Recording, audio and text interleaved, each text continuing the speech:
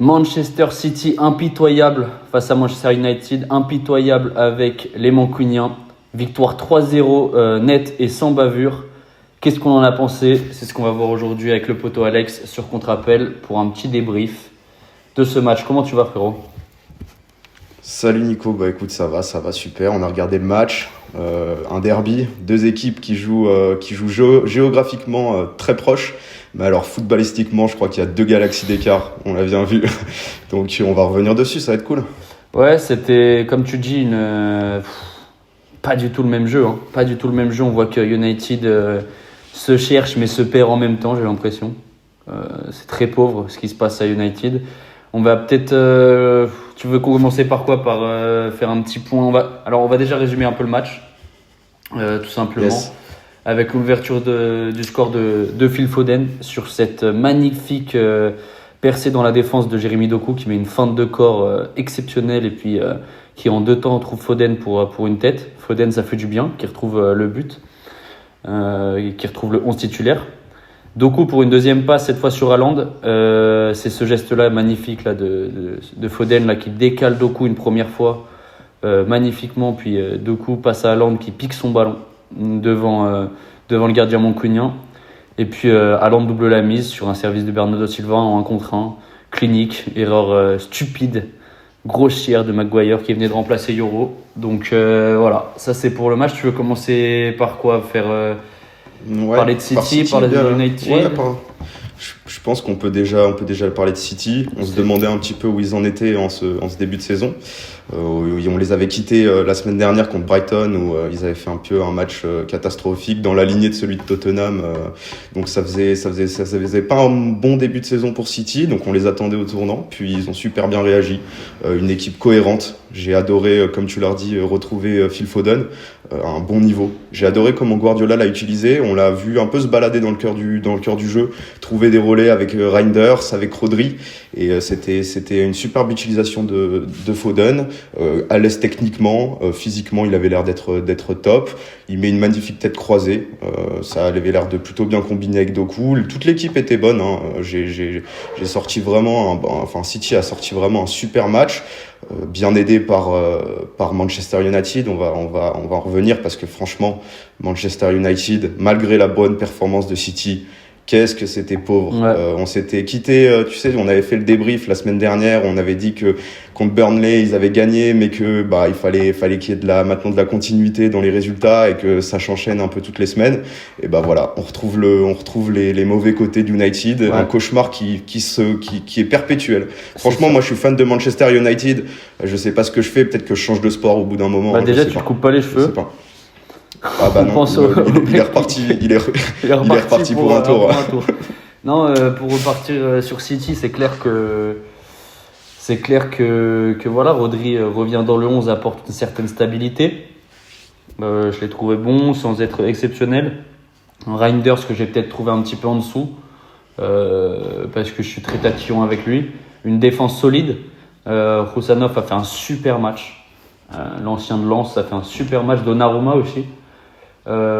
Haaland, clinique, même s'il a fait un raté un peu bizarre, tu sais, sur la passe, la frappe où il met sur le poteau, après c'est bien battu avec Bayendir. Ouais. Doku, très intéressant aussi. Je suis pas le plus grand fan de Doku, j'aime bien. Doku, c'était bien de le revoir à ce niveau-là parce qu'il a fait un super match et je pense qu'on se demandait un peu où il en était, s'il avait sa place en tant que titulaire dans cette équipe de City parce qu'on l'avait un peu perdu de vue. Bon là, il a montré à Guardiola quand même que c'est un élément important dans l'équipe et qu'il va falloir compter sur lui cette saison. L'équipe s'en est très bien tirée, évidemment. Si tu dois faire tes petits 3 tops, pas forcément de joueurs, mais de ce que tu retiens de City, 2 ou 3 tops. Là, en top, je vais te sortir Haaland, qui je trouve a fait du Haaland tout craché. C'est ce qu'on lui demande de faire, de finir ses actions. C'est un doublé, ça aurait pu être un triplé, comme tu le disais, avec cette action qui finit sur le poteau où 95% du temps elle est dedans. Donc non, je l'ai trouvé percutant, saignant. Je pense qu'il a vu le match de Mbappé hier, il s'est dit bon là il va falloir que pour la course au Ballon d'Or, là moi aussi je veux montrer que je suis là cette saison. Donc non, super Haaland. Super Haaland, super Doku, comme je t'ai dit, super percutant dans les dribbles, dans la façon de jouer, dans les passes. C'était vraiment un 8,5-9 pour moi, Doku, sur ce match-là. Ok, carrément. Sur 10, Okay. bien entendu. Ouais, super match. Écoute, voilà. Après, j'ai bien aimé Rodri, j'ai bien aimé la défense. Donnarumma pour sa première son premier match.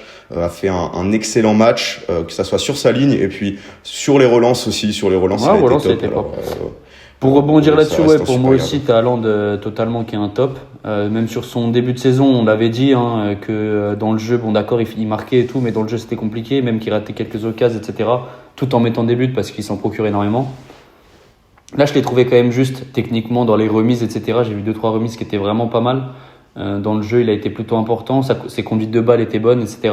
C'est sur cette conduite de balle qui emmène, où il fait la passe à Bernardo Silva. Silva lui remet une touche. Il n'est pas prêt pour recevoir le ballon une deuxième fois à Haaland. Il la met à côté, mais je trouve il l'emmène vraiment bien. Il bouffe Luke Shaw sur son premier but. Tu vois que le mec il déménage dans la surface totalement. Et clinique en 1 contre 1, il la loupe pas, quoi. Il la met rapoteau pour son deuxième but. Donc Haaland top. J'ai bien aimé, comme je te disais, Foden, que j'ai trouvé exceptionnel. Foden, même dans le jeu, etc. Cool Ça fait plaisir de le voir comme ça. Ouais, surtout avec la passe de l'année dernière qui était très compliquée. Voilà, De Bruyne est parti, c'est peut-être à lui de prendre vraiment aussi de l'importance et du poids. Et puis cette défense que j'ai trouvé très solide. O'Reilly qui a été très bon. Moi, je suis pas le plus grand face de Nunez, donc que de voir Roussanov sur un côté avec O'Reilly de l'autre, très bien aussi. Et Donnarumma, comme tu dis, premier match très propre, avec notamment, donc je vais faire la transition sur United, cette parade magnifique sur cette reprise de volée de Mbeumo, qui a fait un bon match. Mbeumo, j'ai trouvé plutôt bon match. En tout cas, c'est celui qui a été le plus en vue, on va dire. Ah, je suis pas du tout d'accord. Ah ouais, t'es pas d'accord. Moi, je l'ai trouvé. En fait, j'ai trouvé que il y avait du déchet, énormément. Mais en fait, comparé aux autres, je trouve que c'est terrible, quoi. Même quand tu regardes le 11, je comprends pas en fait ce que cherche Amorim avec cette animation. Mais Mbeumo, moi, je ne vais pas détester, quoi. Il y a de tout. C'est pas exceptionnel, loin de là, mais. Ah ouais, non, moi j'ai vraiment trouvé que c'était très très très en dessous du niveau PL Mbeumo. Alors que je suis d'accord avec toi sur l'envie, je dis pas qu'il n'y a pas d'envie, il se donne à fond. Mais tu vois de la frappe là où. Je dis pas que c'est de la mentalité. Donnarumma, ça pour moi c'est la seule. Pour moi, ça, c'est la seule du match d'ailleurs, j'y croyais plus à ce moment-là de Mbeumo et j'étais surpris qu'il la reprenne comme ça parce que je croyais qu'elle allait finir dans les tribunes. J'étais même surpris qu'elle soit cadrée et qu'elle soit aussi belle parce que franchement, ce qu'on a vu avant, mais mon Dieu, et je dis bon, c'est pas que lui, hein. J'ai sorti en nul, j'ai sorti vraiment Ugarte.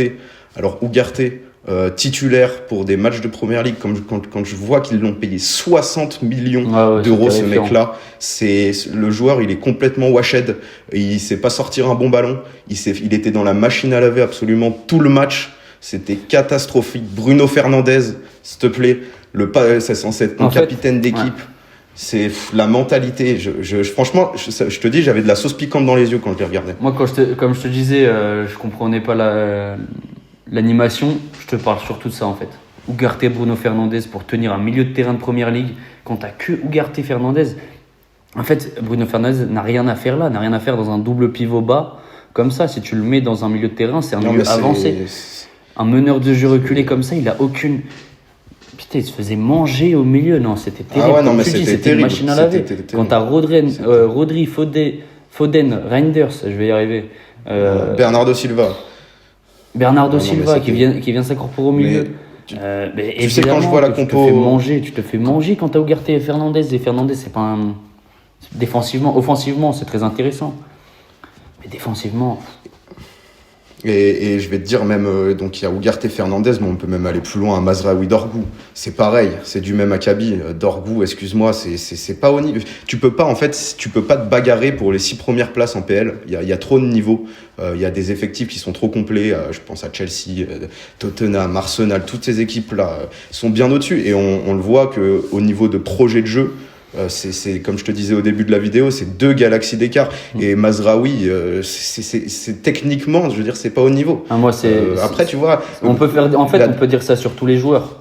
Que j'adore. Non, mais tu vois, j'ai trouvé j'ai trouvé la défense, tu vois, finalement, la défense à 3, avec Shaw, De Ligt, Thiago, pour moi, c'est les 3 moins mauvais joueurs de l'équipe aujourd'hui. Et t'en prends 3. Tu vois, Là, De Ligt, ça va, je trouvais pas trop mauvais non plus. Luke Shaw, il fait le gardien, le deuxième but. Le gardien, c'est. Mais alors, tu perds Onana et tu récupères Bayendir. Ouais. Mais c'est quoi le projet là? C'est quoi ils ont récupéré un autre gardien là, aussi un Belge. Il faut qu'il arrive vite. Putain, j'espère qu'il va jouer vite. Parce que là. Après, c'est compliqué quoi. Mais Sesco, moi, j'aimerais faire un point sur Sesco que je trouvais exceptionnel du côté de Leipzig. Toi, je sais que tu l'aimais pas. T'es pas un grand fan, il me semble. Bah, j'ai des doutes. Mais en fait, moi, ce qui me fait avoir des doutes, il a fait des bonnes choses. C'est le fait qu'il aille à United. Parce que quand tu vois comment René, en un seul match, 2 matchs, Højlund du côté de Naples, qui marque déjà, etc., même dans le jeu qui est bien meilleur, tu te dis que United, ils ont une malédiction, quoi, comme on l'a déjà dit. C'est terrifiant. Diallo, j'ai trouvé ça, mais on a crevé. Il prenait pas un contre 1. Au moins, tu vois, Mbemo, il allait chercher le 1 contre 1 et tout. Diallo, il reculait à chaque fois.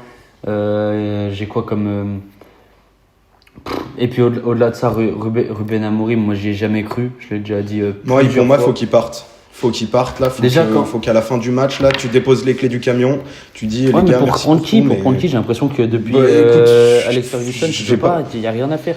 Mais moi, Amorim, dans l'absolu, depuis que le mec a pris 4-0, 4-1 contre l'OM en Ligue des Champions, comme je le disais tout à l'heure, c'est tu prends 4-1, 4-0 en Ligue des Champions contre l'OM, il y a combien de coachs qui l'ont déjà fait ça? Je suis supporter de Marseille, mais moi à partir de ce moment-là, je me dis que le coach est totalement pourrave quoi. Enfin, non mais tu vois, c'est ça, tu vois, on dit que les joueurs sur le terrain sont les premiers responsables, et bien sûr, ils le sont, mais je veux dire déjà, moi rien que quand je vois la compo de départ, je me dis qu'est-ce qu'il fout à Amorim, je comprends absolument rien à la compo. Je trouve que Diallo est hyper mal utilisé dans ce rôle-là. D'ailleurs, on peut le voir, je dis pourquoi Kobe Mainoo n'est pas titulaire dans cette équipe. Il y a quelque chose qui se passe. Pendant son entrée, on le voit. Dès qu'il est rentré, dès qu'il y a le changement qui contre Masraoui, on voit tout de suite que Diallo et Mainoo combinent mieux. Et Diallo fait des choses plutôt intéressantes dans le dernier quart d'heure. 20-15 minutes, il est plutôt intéressant. Il crée plusieurs actions sur son côté avec Kobe Mainoo. Et on a vu rien que l'entrée de Mainoo, tu gagnes en qualité de jeu. Il y avait un peu d'entente, c'était un petit peu mieux. Au moins, il y avait quelque chose offensivement, c'était un peu cohérent. Ouais, tu sens que c'est deux frérots dans le vestiaire. Pourquoi il ne joue pas Kobe Mainoo? On a un talent. Moi, ce joueur, je l'adore. Je l'ai vu marquer dans des chocs de pelle. Je sais plus contre qui c'était. Contre Wolverhampton, extraordinaire. On se souvient tous de son but à la dernière minute où il fait petit. Et puis contre Liverpool aussi. Contre Liverpool, il avait marqué. Et que ce joueur ne soit pas titulaire dans ce 11-là à Manchester United, c'est vraiment n'importe quoi. Dans combien de clubs il ferait du bien? Mais tu l'imagines au Bayern Munich, tu l'imagines. C'est un scandale.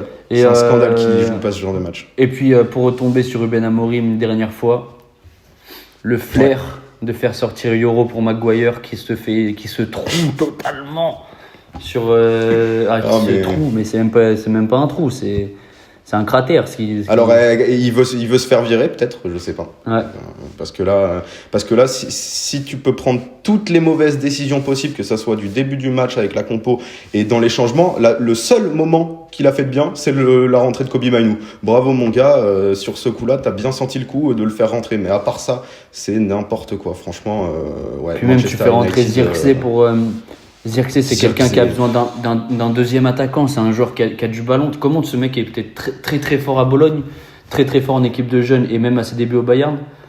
Et maintenant, est terminé quoi. Le joueur est terminé. Il est washed aussi le joueur. Non, mais tu le vois rentrer, le pauvre, il est perdu, il perd des ballons, je crois il tombe en plus. Tu le mets dans n'importe quelle autre équipe, ça marche. C'est ça qui est fou, quoi. Bah, tu vois bien Højlund, Højlund qui marque à Naples hier. Il a l'air il avait la première fois le sourire depuis bien longtemps, Højlund. Le soleil est bien gris à Manchester, du côté d'United en tout cas, parce qu'à City, c'est ça.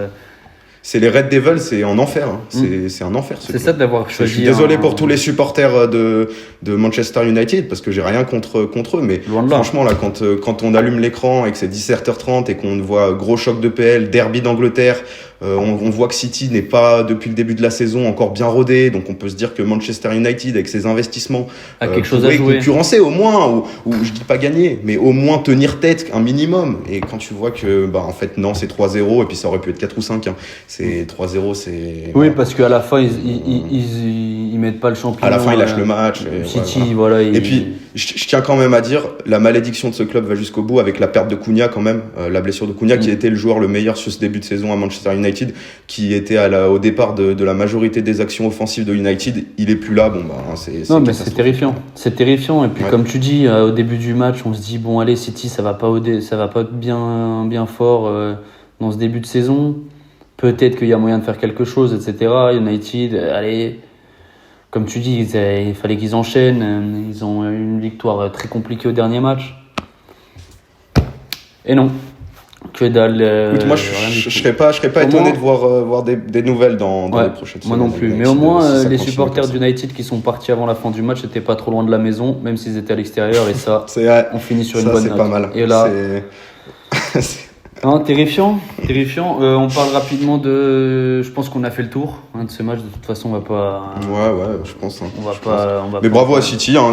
City qui se rassure, qui fait un beau résultat. On a retrouvé le City de Guardiola, cohérent. Oui, c'était un beau City. Techniquement beau City et United catastrophique. Voilà, c'est ça. Le résumé de ce match. Tu veux parler peut-être des autres matchs de PL ou il y a d'autres trucs que t'as. On fera peut-être un débrief, un gros débrief peut-être. On fait peut-être un débrief demain, non, un petit peu des autres matchs. Alors demain, j'aimerais bien, on va sûrement faire ça, un petit top 3, flop 3 de ce qui s'est passé un peu ce week-end, voir ce qu'on a, ou plutôt juste top 3 pour rester dans le positif, de ce qu'on a vu ce week-end qui nous a plu. Il y a aussi la vidéo sur les 20 joueurs à suivre de Première Ligue qui va sortir, donc ça sera l'occasion aussi de parler. Puis on fera un petit truc Ballon d'Or aussi cette semaine. Ballon d'Or, et puis surtout, sois prêt pour mardi. Champions League. Pour mardi. Champions League, là. Ça va être un super. Mardi, on enfile le costard pour le Real. On fait quoi? On met le costume 3 pièces. On met le costume 3 pièces. Je serai en costume ce mardi, je l'annonce. Moi aussi. De suite. Les avec amis, le cigare. Avec le cigare, c'est à la fin du match s'il y a victoire. Mais on en est encore loin. Allez. Les amis, je crois qu'on a fait le tour sur ce match qui était pauvre. Abonnez-vous, likez, partagez, commentez, faites ce que vous voulez. On se retrouve très très vite sur Contre-Appel. Peace, bisous.